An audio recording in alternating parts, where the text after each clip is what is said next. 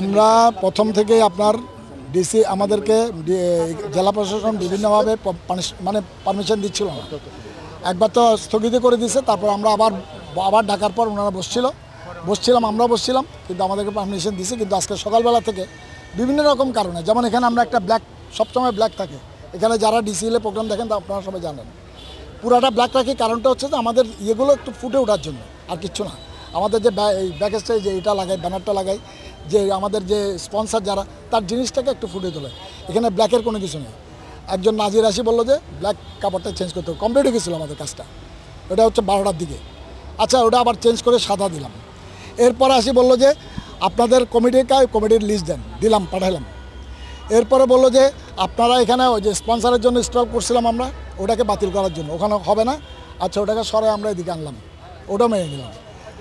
4:30টার সময় আমাকে একটা ফোন করে বলে যে আপনার কাছে একটা লিস্ট পাঠাইছি, 20টা থেকে 22টা সংগঠনকে বাতিল করতে হবে। তখন বললাম যে ভাই, আমি তো ভাই সংগঠনগুলিকে বাতিল করার তো এখতিয়ার আমি রাখি না।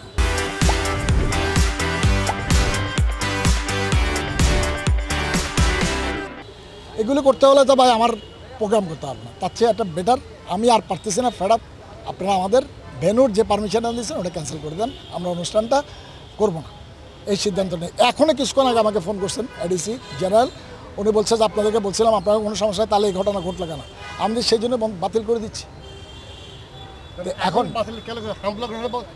হামলা করার প্রেক্ষিতে আমরা মনে হচ্ছে আমার প্রশাসন আমাকে সহযোগিতা করছে না, তাই অনুষ্ঠানটা কার জন্য করবো আমি যদি প্রশাসনের সহযোগিতা না পাই? অবশ্যই আমি তো ইয়েতে ভুগতেছি, আপনার সংখ্যা একটা নিরাপত্তাহীনতে ভুগছি। কালকে যে এতগুলো ছেলে মেয়ে আসবে, তারা কার উপরে ভরসা করে আসবে? তাহলে এই যে এতগুলো সংগঠন আসবে, প্রায় 60টার মতো সংগঠন আছে কালকে, ওখানে অনেক ছেলে মেয়ে বাচ্চা, তারা কি করবে? সে এইসব সিদ্ধান্ত, এগুলি সবগুলি চিন্তা করে আমরা এবারের মতো বর্জন করলাম পয়লা বৈশাখ। আমরা চিনি না কাউকে, আমি স্পেসিফিক কাউকে চিনি না, ব্যক্তিগতভাবে কাউকে চিনি না। আমাদের কাজ তখন শেষ, আমরা তখন অলরেডি কাজটা শেষ করে কিন্তু চলে আছি। মানে আমরা যাওয়ার পথে মুহূর্তে এরকম দেখি একটা মিছিল, প্রায় 30 থেকে 40 জন একটা টিম